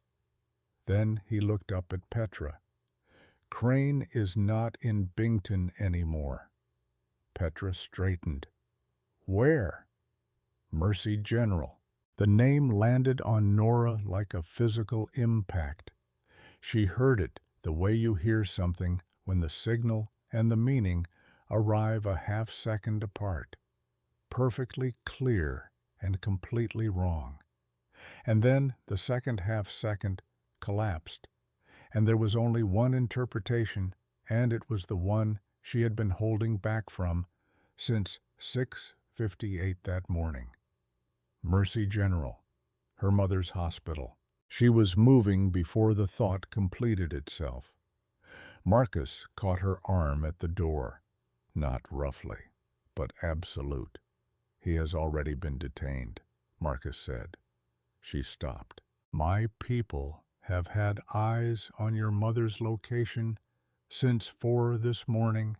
His voice was direct, no softening, because he had correctly identified that softening was not what she needed right now. When Crane's vehicle was tracked, leaving Bington 40 minutes ago, they moved to intercept. He got as far as the hospital parking structure. "Nora." He held her gaze. "He is in custody. Your mother does not know any of it happened." Nora stood in the doorway of the grand hall with 11 people behind her, and Marcus's hand on her arm, and the specific physical sensation of a catastrophe that did not happen, which is its own kind of violence. The body had already begun to absorb the disaster before the mind understood it had been stopped. She breathed. "She is fine," Marcus said. "I know," Nora said. "You said she is fine." She breathed again. "I need a minute. Take it." She walked out into the corridor and stood at the window that looked north over the city and put one hand flat against the glass. Cold in the way that November glass is always cold. She stood there for 60 seconds with her eyes open, and the city in front of her and the sound of her own pulse gradually returning to something that did not feel like emergency. Then she went back into the room. Wraith was in a chair with 2 of Marcus's men on either side, his left wrist restrained. The weapon had been bagged. The ceiling tile showed a dark crater that nobody was looking at. 7 captains were examining the presentation screen or their own printed copies of the documentation. Captain Halloran, heavy-set, skeptical eyes, the kind of face that had spent decades being shown things by people who wanted something, was leaning forward with his elbows on the table and his chin in one hand. Halfway through the second hour, Halloran looked up from the authorization trace. "Walk me back through the credential borrowing," he said. Nora walked him back through it. He listened without interrupting. When she finished, he was quiet for a moment. Then he said, "You built this yourself. 6 weeks, no assistance, no institutional access. Correct. From the basement, yes." Halloran looked at Marcus. Something passed between them that Nora did not have the context to fully decode. Old history, the shorthand of men who had been in rooms together for a long time. Then Halloran looked back at Nora and nodded once and sat back. It was she understood a verdict. Wraith said nothing during the 2-hour review. He had stopped fighting at some point in the first hour, not capitulated visibly, not broken, but reached the place a man reaches when he runs out of moves and simply waits for the arithmetic to finish. He sat with his back straight and his eyes on the table. He was, Nora thought, more unsettling in this stillness than he had been when he was fighting, because the stillness of a man like Desmond Wraith when he accepts defeat is the stillness of something that is not finished, only paused. She watched him when she thought he was not watching her. Once he looked up and their eyes met, and he held her gaze for a long moment. She had expected contempt. What she saw instead was something she did not have a clean name for. Acknowledgement, perhaps, in the particular form it takes when someone who has dismissed you completely is forced to revise every assumption they built on that dismissal.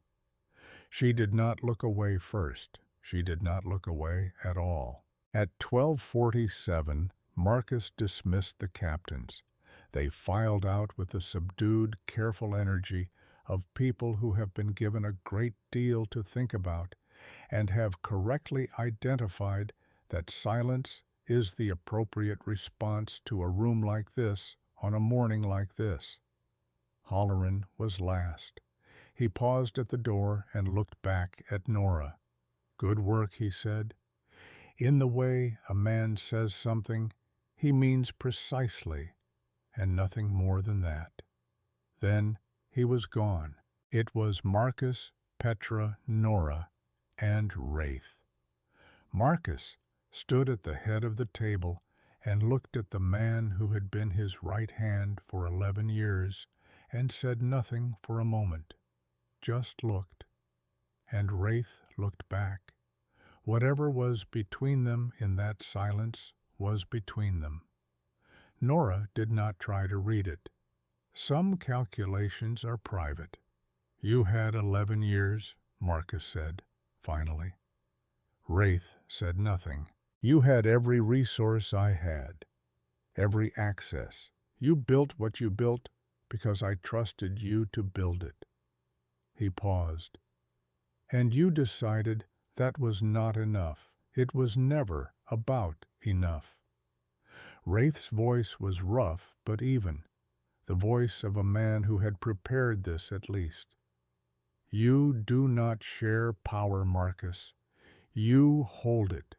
You have been holding it for 20 years, and every person in your orbit is either an instrument or a threat. I got tired of being an instrument, so you tried to make me a corpse." "Yes." The word sat in the room without apology. Marcus nodded slowly. At least that is honest. It is all I have left. Marcus turned away from him. He spoke quietly to Petra. She moved to Wraith and said something to the two men guarding him, and Wraith was escorted out without drama. Not roughly, not gently, with the neutral efficiency of a process that had already concluded. At the door, Wraith stopped. He looked back at the room, at Marcus first, then at Nora. "You should have stayed in the basement," he said to her, not viciously.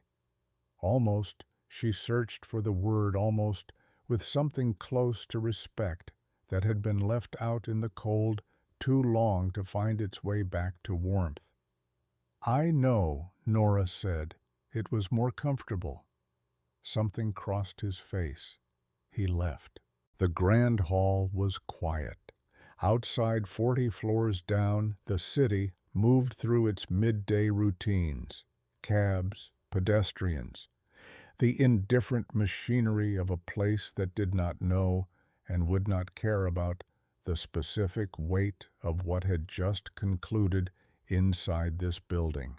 Petra left to manage the crane situation.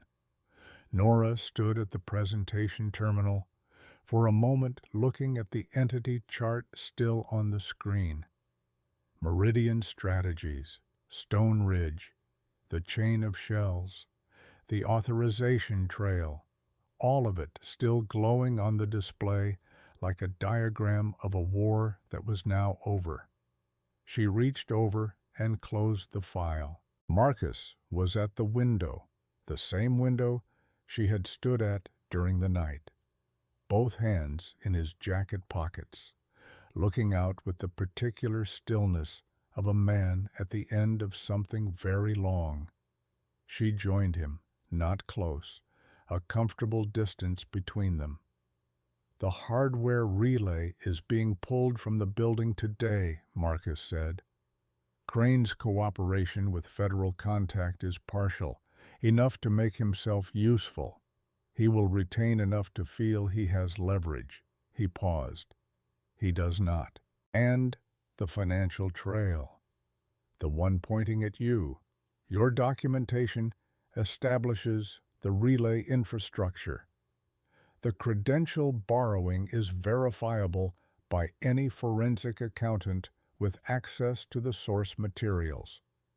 He glanced at her briefly. "A competent one. The false trail falls apart the moment the mechanism is exposed, which I built into the evidence package," Nora said. It seemed relevant. It was the most relevant thing in the package. They stood at the window. November had thinned slightly toward noon, the cloud cover breaking in one place to let something that was not quite sunlight through. Not beautiful exactly, just honest. Chicago in November was always honest. "Your mother's debt," Marcus said. "Whatever arrangement Crane made this morning will not hold. His financial instruments are being unraveled." He looked at the window. "I will take care of it. That is not necessary. It is not a transaction." He said it without turning. "You do not owe me anything for it. I am telling you it will be handled because it should be." She looked at him, his profile against the gray light. She thought about the way he had said her name in the corridor on 38 at 4 in the morning, not as a label, not as information, as something he was learning the weight of. Why, she said. He turned to look at her.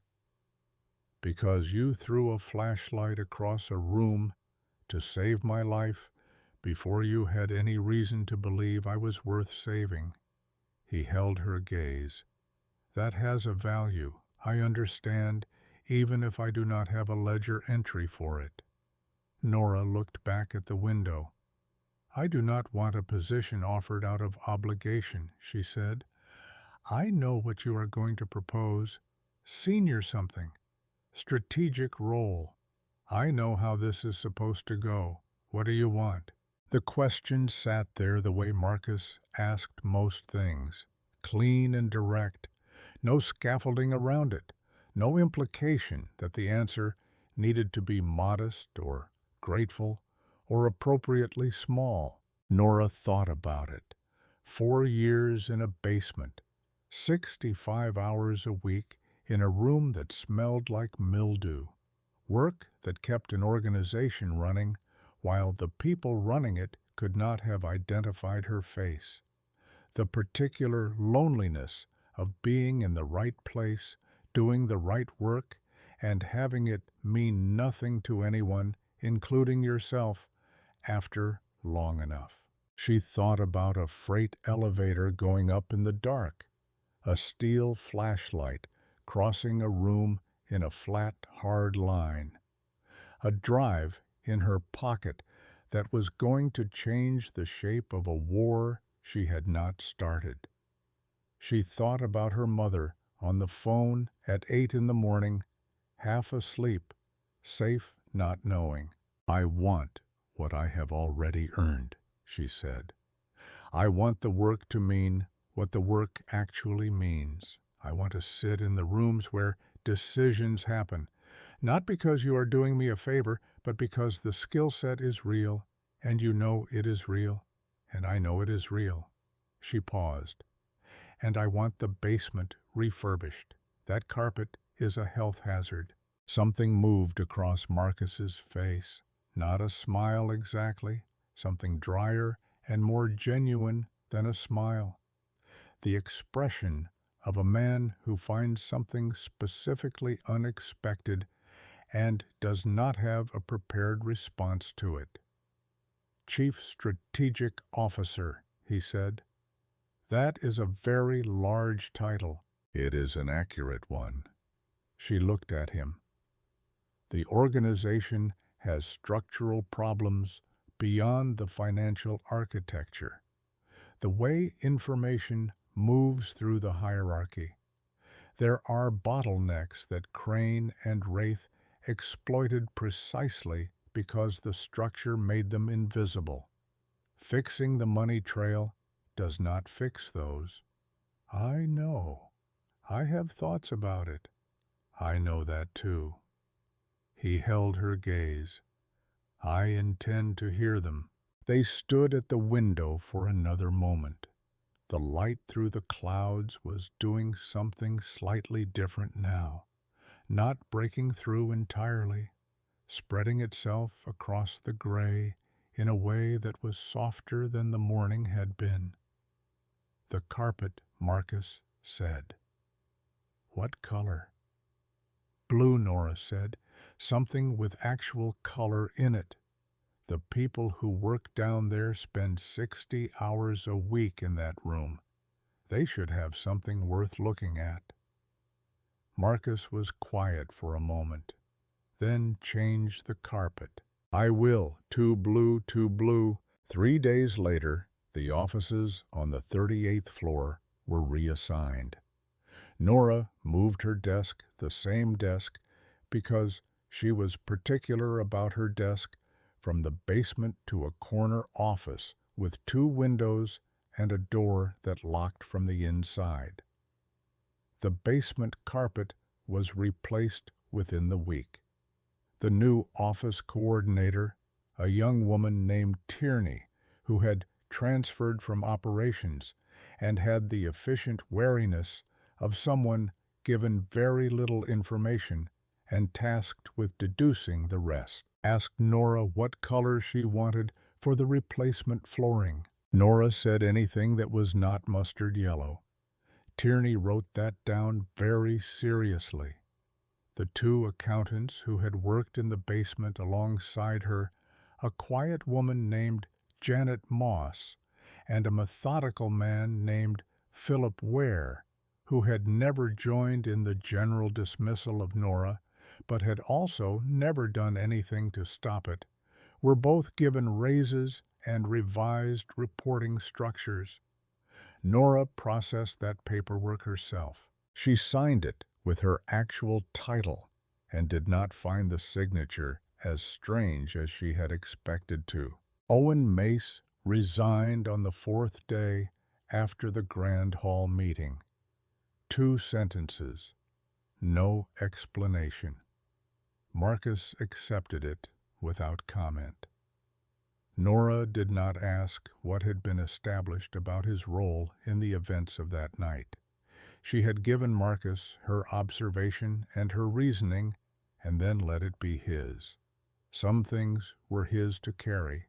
She had enough of her own. Crane cooperated with the federal contact, partially, strategically. The admission of enough to make himself useful, the retention of enough to feel he had some remaining leverage. The hardware relay was physically removed from the executive floors by a team Marcus supervised personally.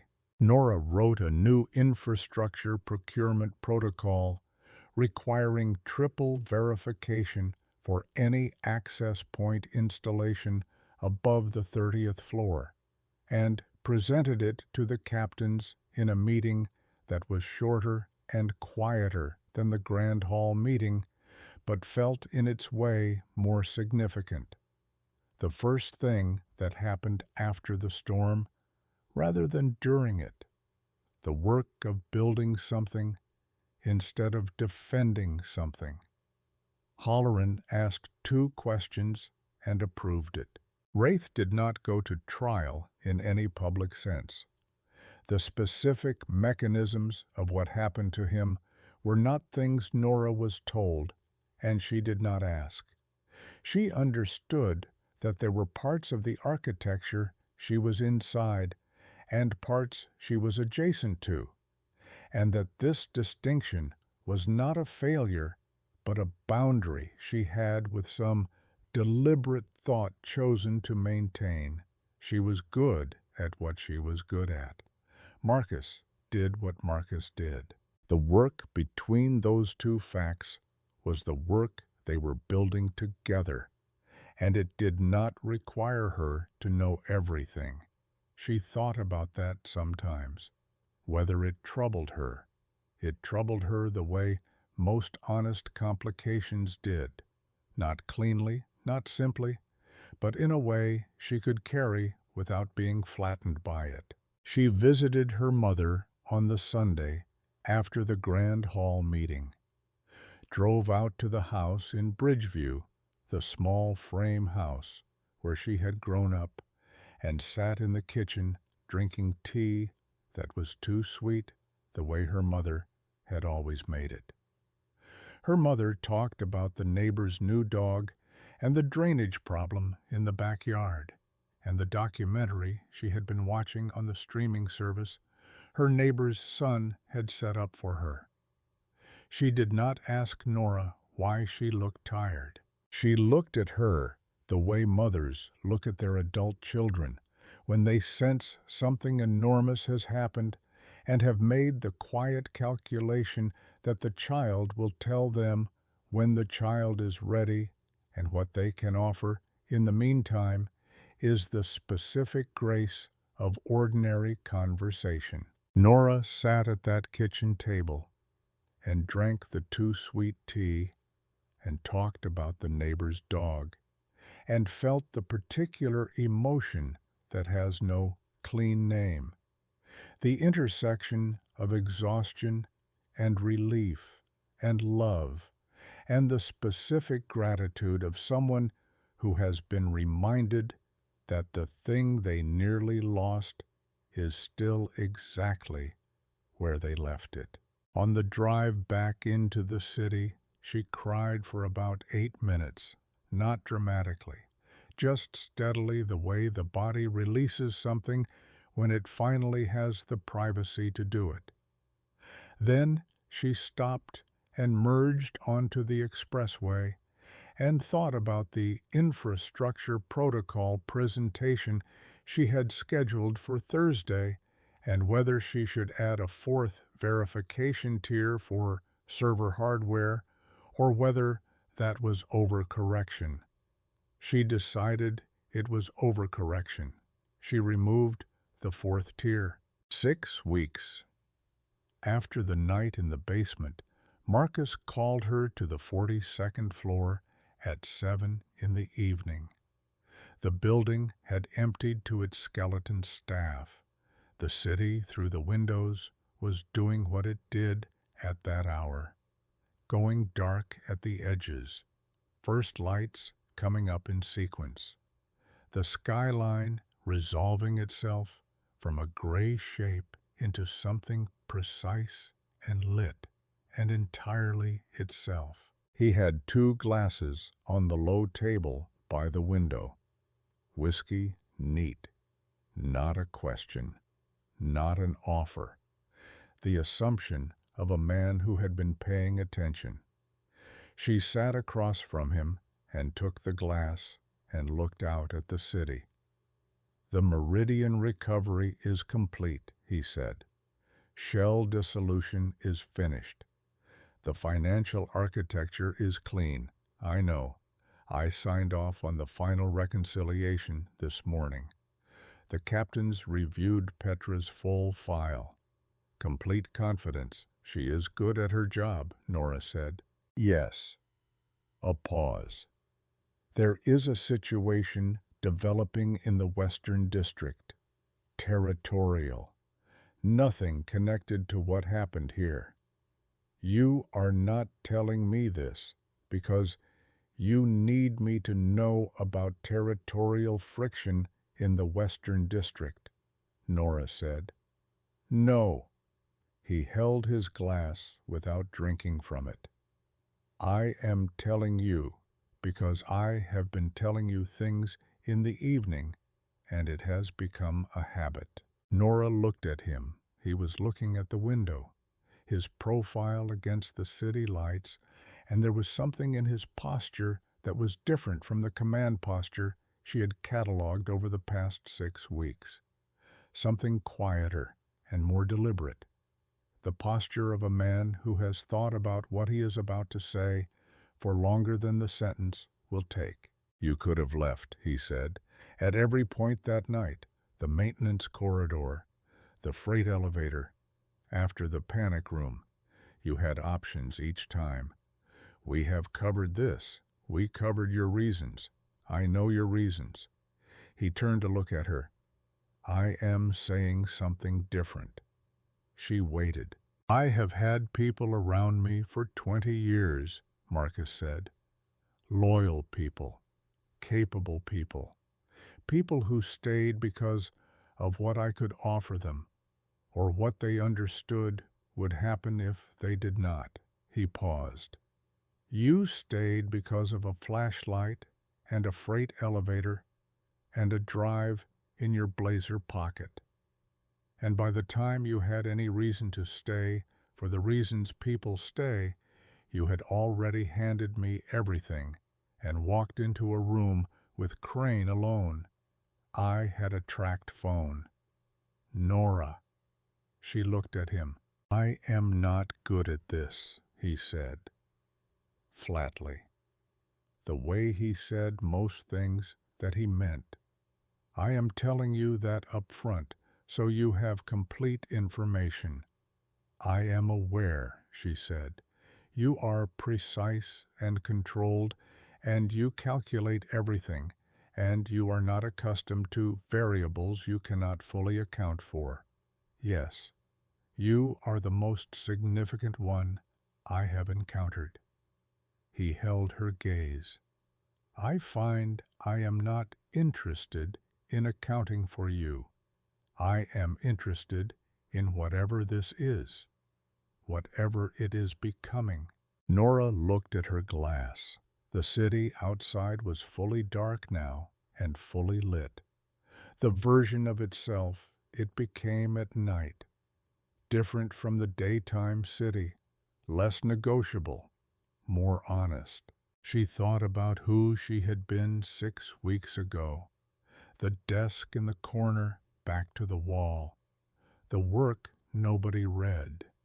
The accumulation of days that looked the same from inside them and then looked from this distance like a kind of waiting, not passive, not giving up, but the specific patience of something that has not found its moment yet. "I am not good at this either," she said.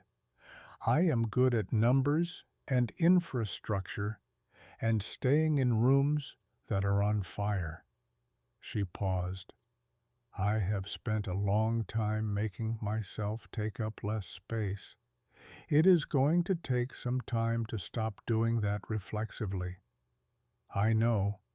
He said it without making it a consolation, just the acknowledgement of a fact he had already incorporated into his calculations. "You will have to be patient with that." "I have patience for things that are worth it," Marcus said. She looked at him. He was looking at her with that expression she still did not fully have a name for. Not the assessment face, not the command face. The third one she had been cataloging since the panic room. The one that appeared in the specific moments when he had apparently stopped calculating and was simply present. She picked up her glass and looked back out at the city. "The carpet," she said. He waited. "They went with gray. I said anything but mustard yellow, and Tierney chose gray. It is fine." She considered it, but I think it should have been blue. Something with actual color in it. The people who work down there spend 60 hours a week in that room. They should have a color worth looking at. "Change the carpet," Marcus said. "I will." "To blue." "To blue," Nora agreed.